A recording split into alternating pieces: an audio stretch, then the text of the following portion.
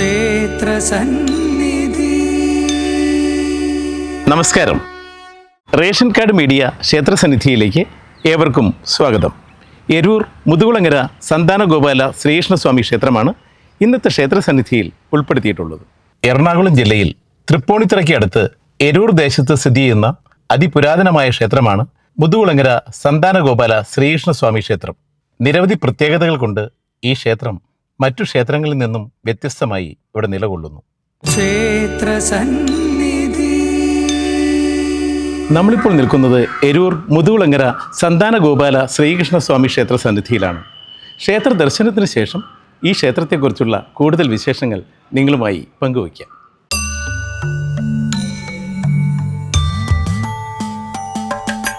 ക്ഷേത്രസന്നിധിയിലമരുന്ന ഭഗവാനും ഭഗവതിയും സദാസമയവും അനുഗ്രഹം ചൊരിയുന്ന സദാസമയവും അനുഗ്രഹം ചൊരിയുന്ന ക്ഷേത്രസന്നിധി. അത്യപൂർവവും ചിരപുരാതനവുമായ ക്ഷേത്രമാണ് എരൂർ മുതുകുളങ്ങര സന്താനഗോപാല ശ്രീകൃഷ്ണസ്വാമി ക്ഷേത്രം. ശ്രീകൃഷ്ണന്റെ സാന്നിധ്യത്തിൽ അർജുനൻ പ്രതിഷ്ഠിച്ച ചതുർബാഹുവായ മഹാവിഷ്ണു ശ്രീകൃഷ്ണ സങ്കല്പത്തിൽ ഈ ക്ഷേത്രത്തിലെ പ്രധാന ശ്രീകോവിലിനകത്ത് കിഴക്കോട്ട് ദർശനമായി വാണരുളുന്നു. ഈ ക്ഷേത്രത്തിൽ ഉപപ്രതിഷ്ഠകളായി ക്ഷേത്ര ചുറ്റമ്പലത്തിനകത്ത് പ്രധാന ശ്രീകോവിലിൻ്റെ പുറകിലായി ചെറിയൊരു ശ്രീകോവിലിനകത്ത് പടിഞ്ഞാറ് ദർശനമായി ശ്രീ അനന്തൻ്റെ പ്രതിഷ്ഠയും, ക്ഷേത്രത്തിൻ്റെ തെക്ക് പടിഞ്ഞാറ് ഭാഗത്ത് ചെറിയൊരു ശ്രീകോവിലിനകത്ത് കിഴക്കോട്ട് ദർശനമായി മഹാഗണപതിയുടെ പ്രതിഷ്ഠയുമുണ്ട്. കൂടാതെ പ്രധാന ശ്രീകോവിലിൻ്റെ വടക്ക് കിഴക്ക് ഭാഗത്ത് മറ്റൊരു ശ്രീകോവിലിനകത്ത് പടിഞ്ഞാറ് ദർശനമായി ശ്രീ മഹാദേവൻ്റെ പ്രതിഷ്ഠയുമുണ്ട്. ക്ഷേത്ര ചുറ്റമ്പലത്തിന് പുറത്ത് ക്ഷേത്രത്തിൻ്റെ തെക്ക് പടിഞ്ഞാറ് ഭാഗത്ത് ചെറിയൊരു ശ്രീകോവിലിനകത്ത് കിഴക്കോട്ട് ദർശനമായി ശാസ്താവിൻ്റെ പ്രതിഷ്ഠയും, ക്ഷേത്രത്തിൻ്റെ വടക്ക് കിഴക്ക് ഭാഗത്ത് ചെറിയൊരു ശ്രീകോവിലിനകത്ത് പടിഞ്ഞാറ് ദർശനമായി ഹനുമാൻ സ്വാമിയുടെ പ്രതിഷ്ഠയുമുണ്ട്. ഈ ഹനുമാൻ സ്വാമിയുടെ ശ്രീകോവിലിൻ്റെ വടക്ക് കിഴക്കേ മൂലയിൽ ഒരു തറയിൽ നാഗരാജാവ്, നാഗയക്ഷി, നാഗമാതാവ് എന്നിവരെ പടിഞ്ഞാറ് ദർശനമായി പ്രതിഷ്ഠിച്ചിരിക്കുന്നു. ഈ നാഗത്തറയോട് ചേർന്ന് ഒരു പാലമര ചുവട്ടിൽ പടിഞ്ഞാറ് ദർശനമായി യക്ഷിയമ്മയെയും പ്രതിഷ്ഠിച്ചിരിക്കുന്നു. കൂടാതെ ഹനുമാൻ സ്വാമിയുടെ ശ്രീകോവിലിൻ്റെ തെക്ക് ഭാഗത്തായി ഒരു തറയിൽ രക്ഷസിനെ പടിഞ്ഞാറ് ദർശനമായി പ്രതിഷ്ഠിച്ചിരിക്കുന്നു. ക്ഷേത്രത്തിൻ്റെ തെക്ക് കിഴക്കേ മൂലയിൽ ഒരു തറയിൽ ശിവൻ, ഭഗവതി, രക്ഷസ്, ഗണപതി, ശാസ്താവ് എന്നിവരെ പടിഞ്ഞാറ് ദർശനമായി പ്രതിഷ്ഠിച്ചിരിക്കുന്നു. ഇത്രയുമാണ് എരൂർ മുതുകുളങ്ങര സന്താനഗോപാല ശ്രീകൃഷ്ണസ്വാമി ക്ഷേത്രത്തിലെ ഉപപ്രതിഷ്ഠകൾ. ക്ഷേത്രസന്നിധി. ഈ ക്ഷേത്രത്തിലെ പ്രധാന ശ്രീകോവിലിനകത്ത് വണരുളുന്ന ശ്രീകൃഷ്ണ ഭഗവാൻ സന്താനഗോപാലമൂർത്തി ഭാവത്തിൽ വണരുളുന്നതിനാൽ നെടുമംഗല്യത്തിനും സത്സന്താന ലബ്ധിക്കും സർവ്വ ഐശ്വര്യത്തിനും ധനാഗമനത്തിനും ഏറെ ഉത്തമമാണ് ഈ ഭഗവത് ദർശനം. അതുപോലെ തന്നെ ഈ ക്ഷേത്രത്തിൽ എടുത്തു പറയേണ്ട ഏറ്റവും വലിയ പ്രത്യേകതയാണ് ഈ ക്ഷേത്രത്തിലെ ശ്രീകോവിൽ. ഈ ക്ഷേത്ര ശ്രീകോവിൽ ഒരു തേരിൻ്റെ രൂപത്തിലാണ് നമുക്കിവിടെ കാണുവാൻ കഴിയുന്നത്. അതെന്തുകൊണ്ടെന്നാൽ ഈ ശ്രീകോവിലും ഈ ക്ഷേത്രത്തിലെ പ്രതിഷ്ഠയുമായി ബന്ധപ്പെട്ട് ഒരു ഐതിഹ്യ കഥയുണ്ട്. ആ ഐതിഹ്യ കഥ നിങ്ങളുടെ അറിവിലേക്കായി പറയാം. ഭാഗവതത്തിലെ സന്താനഗോപാല കഥ നിങ്ങൾക്ക് അറിവുള്ളതായിരിക്കുമല്ലോ.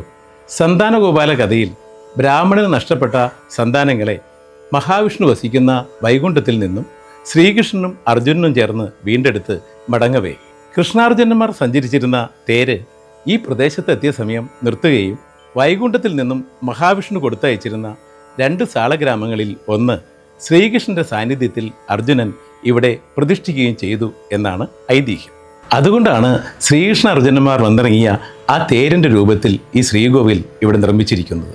അതുമാത്രമല്ല, അർജുനൻ വിഗ്രഹപ്രതിഷ്ഠ നടത്തിയ സമയം ജലം ആവശ്യമായി വന്നപ്പോൾ അർജുനൻ തൻ്റെ അമ്പുകൊണ്ട് ഒരു കുളം ഇവിടെ നിർമ്മിക്കുകയും ആ കുളത്തിൽ നിന്നും ആവശ്യമായ ജലമെടുത്ത് വിഗ്രഹപ്രതിഷ്ഠ നടത്തുകയും ചെയ്തു. ആ കുളം ക്ഷേത്രത്തിൻ്റെ വടക്ക് ഭാഗത്തായി ഇവിടെയുണ്ട്.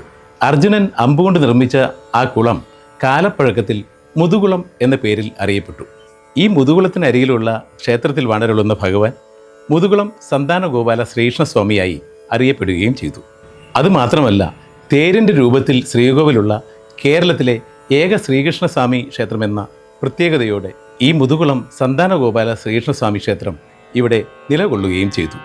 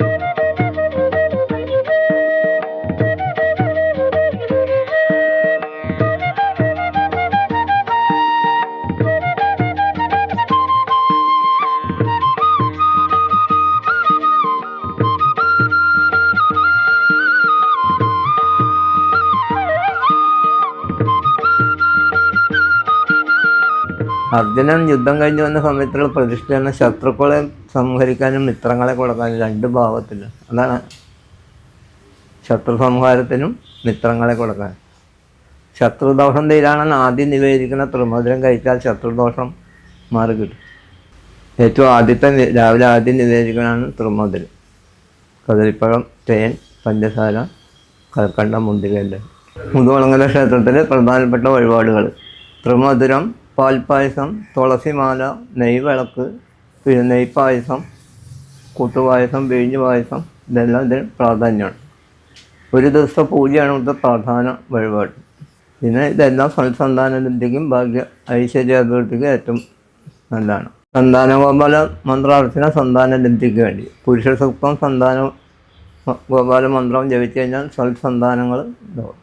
തിരുവോണ നാളിൽ പാൽപ്പായസം കഴിച്ച് കുട്ടികൾക്ക് കൊടുത്താൽ സന്താനലബ്ധി. അതിനിഷ്ടം പോലെ ആൾക്കാരൊക്കെ ഉണ്ടാവും തിരുവോണ നാളിൽ. രാഹുലിൻ്റെ ഏറ്റവും ഇത് അനന്തനാണ്. രാഹുൽ ദോഷം തീരാൻ അനന്തന് പാലാഭിഷേകം ചെയ്താണ്.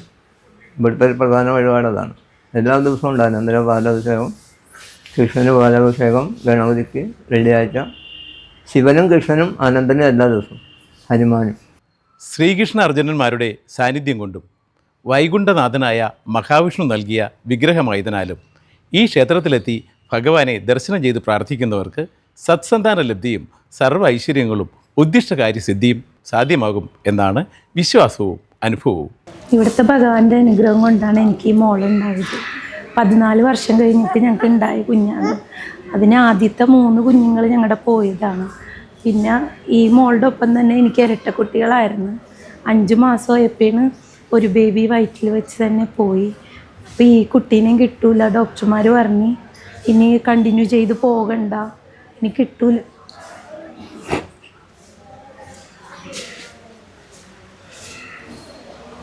കുഞ്ഞിനെ ഇനി കണ്ടിന്യൂ ചെയ്യണ്ട, നമുക്ക് കളയാൻ ചെയ്യും. അപ്പോഴാണ് എൻ്റെ അനിയത്തി ഇവിടെ അടുത്താണ് താമസിക്കുന്ന സുജ. അപ്പം ഇവിടുത്തെ ജയചേച്ചി പറഞ്ഞ് നമുക്ക് ഈ അമ്പലത്തിൽ വരാം, കുഞ്ഞുങ്ങളുടെ ഭഗവാനാണ്.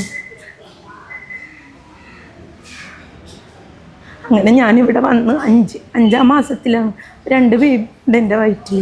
പക്ഷെ ഒരു ബേബി എന്നെ കളയണം എന്ന് പറഞ്ഞു ഡോക്ടർ മരിച്ചത്. പക്ഷേ ഇത് ഈ ബേബിക്കും കൂടി അതൊരു ബുദ്ധിമുട്ടാകും കണ്ടിന്യൂ ചെയ്ത് പോയാലെന്ന്. പിന്നെ ഡോക്ടർമാർ പറഞ്ഞ് ഇനി ഇത്ര ആയതല്ലേ, ഇനി റിസ്ക് ആയാൽ അമ്മക്കും റിസ്ക് ആവും, നമുക്കൊന്നും ചെയ്യാൻ പറ്റില്ല. അങ്ങനെ പിന്നെ ഞാൻ ആ 5-ാം മാസത്തിൽ ഇവിടെ വന്നിരുന്നു.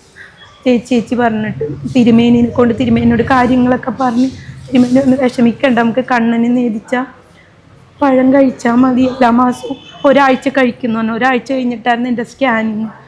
ഞങ്ങൾ സ്കാനിങ്ങിന് ഇവിടെ നിന്ന് ഒരാഴ്ച നിവേദിച്ച പഴം പോയി ഞാൻ വെളുപ്പിന് രാവിലെയൊക്കെ കണ്ണനെ പ്രാർത്ഥിച്ചിട്ട് കഴിക്കുമായിരുന്നു. അങ്ങനെ കഴിച്ച് കഴിഞ്ഞ് ഒരാഴ്ച കഴിഞ്ഞ് സ്കാനിങ് ആയിരുന്നു. ആ സ്കാനിങ്ങിന് പോയപ്പോൾ ഡോക്ടർമാർക്ക് തന്നെ അത്ഭുതം. അവർ ആ ബേബി അബ്സോർവ് ആയി പോയിക്കൊണ്ടിരിക്കണേന്ന്. മെഡിസിനൊന്നും തന്നില്ല, അല്ലാതെ തന്നെ ആ പോയ ബേബി അബ്സോർവ് ആയിക്കൊണ്ട് പോണേന്ന്. ഈ ബേബി ഹെൽത്തി ആയിട്ട് തന്നെ ഇരിക്കുന്നുണ്ട്, ഒന്നും പേടിക്കണ്ട. പിന്നെ ഞാൻ ആ ഒരാഴ്ച കഴിഞ്ഞ് ഇവിടെ വന്നിരുന്നു. അത് കഴിഞ്ഞ് പിന്നെ എല്ലാ മാസവും എൻ്റെ ഡെലിവറിക്ക് ഫുൾ ബെഡ് റെസ്റ്റ് ആയിരുന്നു. അത് കഴിഞ്ഞ് പിന്നെ 9-8 മാസം കണ്ടിന്യൂസ് ആയിട്ട് കണ്ണൻ്റെ നിവേദിച്ച പഴമാണ് ഞാനിവിടെ നിന്ന് കഴിച്ചുകൊണ്ടിരുന്നിരുന്നു. അത് കഴിഞ്ഞ് ഒരേ മാസവും ചെല്ലുമ്പോൾ ഡോക്ടർമാർ പറയുമായിരുന്നു ഒരു കുഴപ്പമില്ല, ഈ ബേബി ഹെൽത്തി ആയിട്ട് തന്നെ. അത് കഴിഞ്ഞ് ഒരു 7 മാസം കഴിഞ്ഞപ്പോൾ പിന്നെ ഒരു പ്രോബ്ലം വന്നു. സ്കാൻ ചെയ്തപ്പോൾ കുഞ്ഞിൻ്റെ വയറ് വീർത്ത് വരുന്ന വെള്ളം ചെന്നിട്ട് അത് പുറത്തോട്ട് പോകുന്നില്ല. അപ്പോഴും ഡേഞ്ചറായിട്ട് തന്നെ റിസ്ക് ആണെന്ന് തന്നെയാണ് ഡോക്ടർമാർ പറഞ്ഞത്. അപ്പോഴും ഞാനിവിടെ വന്ന് പ്രാർത്ഥിച്ച് ഇവിടെ തിരുമേനി നിവേദിച്ചൊക്കെ ഈ പറഞ്ഞ പോലെ എല്ലാം തന്ന് ചേച്ചിയാണ് കൊണ്ടുവന്ന് ഞങ്ങൾക്ക് തന്നിരുന്നത്. അങ്ങനെ കഴിച്ച് പിന്നെ ഈ പറഞ്ഞ പോലെ സ്കാനിങ് ചെയ്യുമ്പോൾ ഒരു കുഴപ്പവുമില്ല. 2ാമത്തെ സ്കാനിങ് ചെല്ലുമ്പോൾ ഒരു കുഴപ്പമില്ല. അങ്ങനെ 8-8.5 മാസമായപ്പോൾ സിസേറിയനിലൂടെ എനിക്ക് ഈ കണ്ണൻ്റെ അനുഗ്രഹം കൊണ്ട് മാത്രം ഓളാണ്. എന്നെ സംബന്ധിച്ച് പറയുകയാണെങ്കിൽ എൻ്റെ ഏറ്റവും വലിയ അനുഭവം തന്നെ, എൻ്റെ ജീവിതത്തിലെ ഏറ്റവും വലിയ സംഭവം തന്നെയാണ് നടന്നത്. ഇപ്പോൾ എനിക്ക് 22 വർഷമായി ഞാനിങ്ങനെ ഡെയിലി വന്ന് ഇവിടെ തൊഴുകാറുണ്ട്. വിവാഹം കഴിഞ്ഞ ഉടനെ തന്നെ വാവേണ്ടാവുന്ന കാര്യത്തിലേക്ക് ചെറിയ ഡൗട്ടൊക്കെ ആയിരുന്നു. ഇവിടുത്തെ തിരുമേനി തന്നെയാണ് എൻ്റെ ജാതകമൊക്കെ വെച്ച് നോക്കിയപ്പോൾ കുഞ്ഞുവാവ ഉണ്ടാവാൻ ഇത്തിരി പ്രയാസമൊക്കെ കാണിച്ചു. അപ്പോൾ അമ്മയോട് പറഞ്ഞു മോളോട് എന്നും വന്ന് ഡെയിലി തൊഴുകാൻ പറഞ്ഞു. അന്ന് ഞാൻ ജോലിയൊക്കെ ചെയ്യുന്ന സമയമായിരുന്നു. അപ്പോൾ അതുകൊണ്ട് വരവ് ഇത്തിരി കുറവായിരുന്നു. അപ്പോൾ അങ്ങനെ അമ്മ പറഞ്ഞ് മോളെന്നും പോയി പൂജ തൊഴുകാനാണ് പറഞ്ഞത്. 7:45 7:30 ഈ പൂജ. അപ്പോൾ ആ പൂജ തൊഴുകാൻ പറഞ്ഞു. എന്നും വന്ന് തൊഴുകണം, വന്ന് പ്രാർത്ഥിക്കാൻ പറഞ്ഞു. അപ്പോഴും എനിക്കറിയില്ലായിരുന്നു, എനിക്കിങ്ങനെ ഭാവി ഉണ്ടാവില്ല എന്നൊന്നും അറിയില്ലായിരുന്നു. അമ്മ എന്നോട് പറഞ്ഞില്ല, അതാണ് എനിക്ക് വിഷമിക്കേണ്ടെന്ന് കരുതിയിട്ടായിരിക്കും. ഞാൻ എന്നും പ്രാർത്ഥിച്ചു. അങ്ങനെ എനിക്ക് ഇവിടെ വെച്ച് തന്നെയാണ് എനിക്ക് ആ അനുഭവം ഉണ്ടായത്. ഇനി ഭാവ ഉണ്ടായെന്നുള്ളതിൻ്റെ ഒരു തെളിവ് വരെ വന്നത് ഞാൻ ഇവിടെ നിന്ന് നടക്കി നിന്ന് പ്രാർത്ഥിച്ചപ്പോൾ എനിക്ക് ചെറിയ തലകറക്കമൊക്കെ വന്നു. അങ്ങനെയാണ് എനിക്കുണ്ടായത്. അതാണ് എൻ്റെ ഏറ്റവും. പിന്നെ അന്ന് മുതൽ ഞാൻ ഇന്ന് വരെ ഇപ്പോൾ 22 വർഷമായി. എൻ്റെ മോന് 22 വയസ്സായി. ദിവസവും വന്ന് തൊഴുകാറുണ്ട്. അതാണ് എനിക്ക് ഏറ്റവും പറയാനുള്ളത്. നമ്മൾ എന്തെങ്കിലും ചെന്ന് അപേക്ഷിച്ചാൽ തള്ളിക്കളയാതെ എന്നവർ സഹായിച്ചിട്ടുണ്ട് ഭഗവാൻ. എന്തെങ്കിലും കാര്യങ്ങൾ ഇവിടെ വന്ന് പറഞ്ഞു കഴിഞ്ഞാൽ അത് ഉടനെ ഇറങ്ങി നമ്മൾ വീട്ടിൽ ചെല്ലുമ്പോഴേക്കും അതിന് എന്തെങ്കിലും ഒരു ഫലം കിട്ടിയിട്ടുണ്ടാവും. അത്രമാത്രം ശക്തിയുണ്ട്. ഒരിക്കലും വന്ന് കഴിഞ്ഞ് കഴിഞ്ഞാൽ എന്നും വരാൻ തോന്നും. ഞാൻ പലതൊന്നും മുടക്കാറില്ല. തീരെ സുഖമില്ലാത്ത എൻ്റെ ഭാര്യയ്ക്ക് ഇവിടെ വന്നതിന് ശേഷമാണ് വളരെ ഒരുവിധ ആശ്വാസമായത്. 2017 ഒരു ഓപ്പറേഷൻ നടത്തിയതിന് ശേഷം കാത്, കണ്ണ് എല്ലാം പോയി, ശരിയൊക്കെ ഒരു. പക്ഷേ ഇവിടെ വന്ന് കഴിഞ്ഞ് കഴിഞ്ഞാൽ ആ തൊഴുത് കുറച്ച് ഒരു 15 മിനിറ്റ് നടക്കണം എനിക്ക് ഇവിടെ എത്തണമെങ്കിൽ. അപ്പോൾ ആ അരമണിക്കൂർ നടത്തും. ഇവിടെ വന്നു കഴിഞ്ഞാൽ ഉച്ചവരെ യാതൊരു പ്രയാസവും ഇല്ല. അടുക്കള പണിയും എല്ലാം കൊണ്ടിങ്ങനെ നടക്കുന്നുണ്ട്. അത് ഇവിടെ വന്നാലേ അത് സാധിക്കുന്നുള്ളൂ. വേറെ എവിടെ പോയി എല്ലാം മനസ്സാക്കി കിട്ടുന്നില്ല. അത് പ്രകാരം ഇവിടുത്തെ പൂജാരിമാരെ പറ്റാൻ ഒന്നും പറയാനില്ല. കാരണം മേൽശാന്തിയിലേക്ക് ഈശാന്തി വരെ വരും. ഭക്തരെ അത്രമാത്രം ഇങ്ങോട്ട് തൊഴുന്ന മാതിരിയാണ് അവർ കാണിക്കാറ്. അപ്പോൾ അതുകൊണ്ട് തന്നെ പ്രത്യേകിച്ചും അങ്ങനെ ഒരു ഇതുണ്ട്. എൻ്റെ അനുഭവം എന്ന് വെച്ചാൽ ഞങ്ങൾ ഇവിടെ വന്ന് എരൂർ വന്ന് താമസിക്കുന്നതാണ്. അപ്പോൾ എൻ്റെ അച്ഛൻ്റെ മരണശേഷം എനിക്ക് അമ്മയുണ്ടായിരുന്നു. അമ്മ ഡെയിലി അമ്പലത്തിൽ വരുമായിരുന്നു. അന്നൊക്കെ എനിക്ക് അമ്പലത്തിൽ പോകുന്നതിനോട് ഒരു താല്പര്യം ഉണ്ടായിരുന്നില്ല. എപ്പോൾ നോക്കിയാലും ഈ അമ്പലത്തിൻ്റെ പോക്ക് പ്രമാണിച്ച് അമ്മയോട് വഴക്കിടുമായിരുന്നു.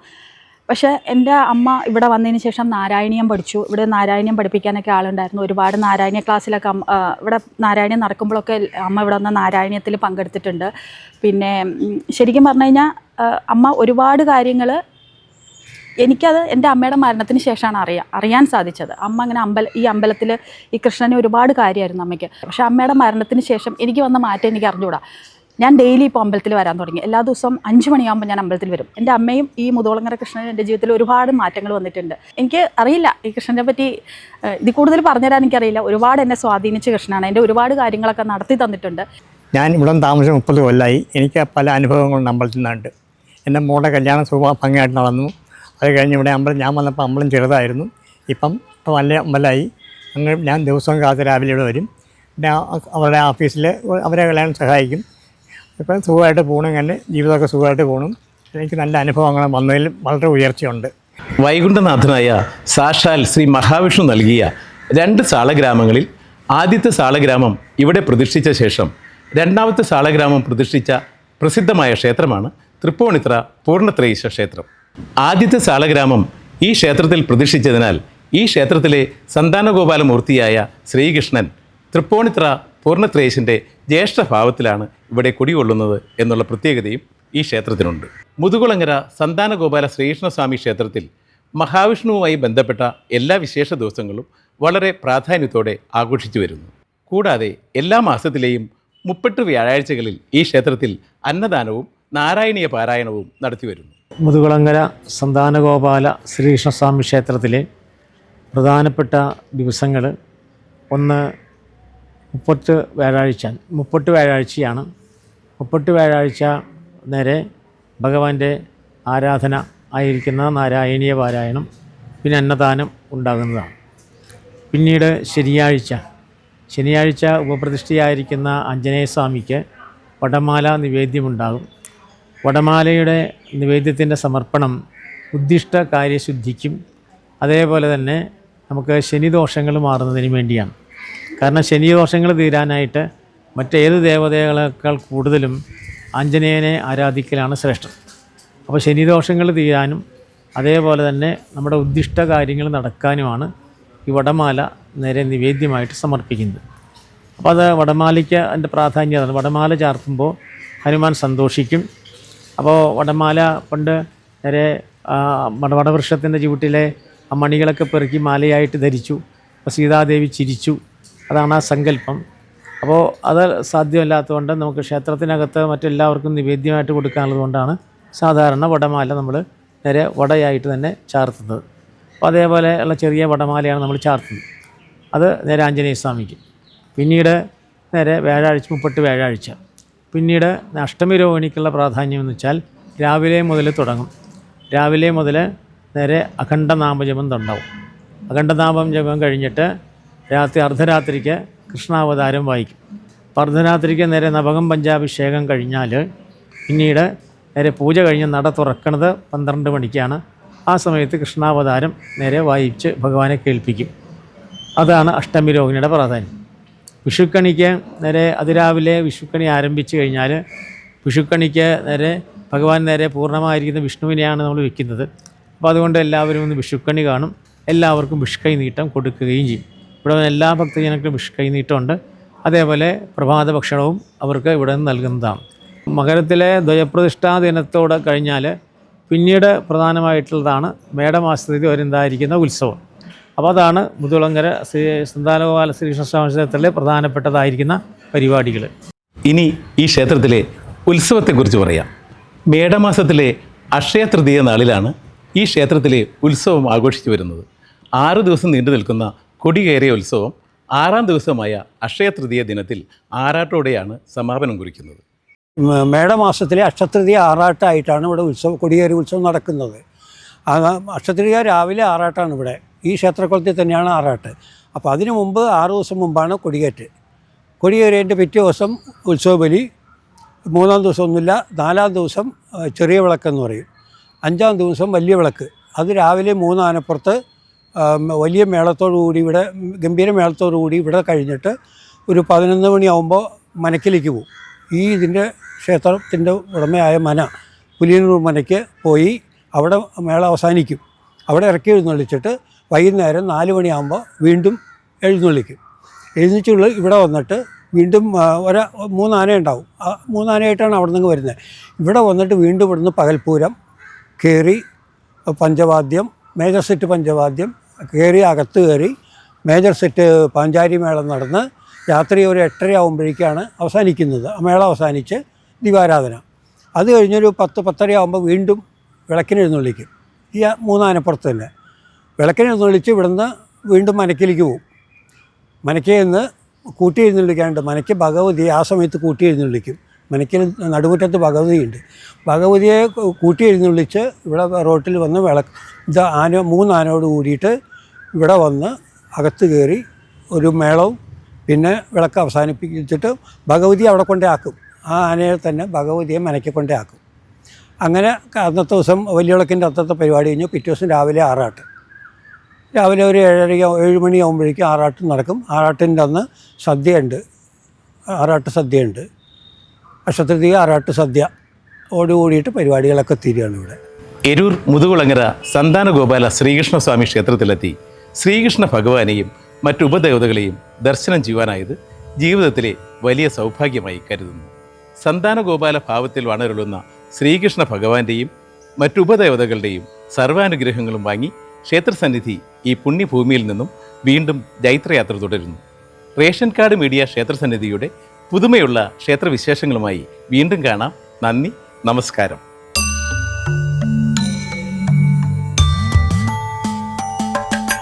ക്ഷേത്രസന്നിധിയിലമരുന്ന ഭഗവാനും ഭഗവതിയും സദാസമയവും അനുഗ്രഹം ചൊരിയുന്ന സദാസമയവും അനുഗ്രഹം ചൊരിയുന്ന ക്ഷേത്രസന്നിധി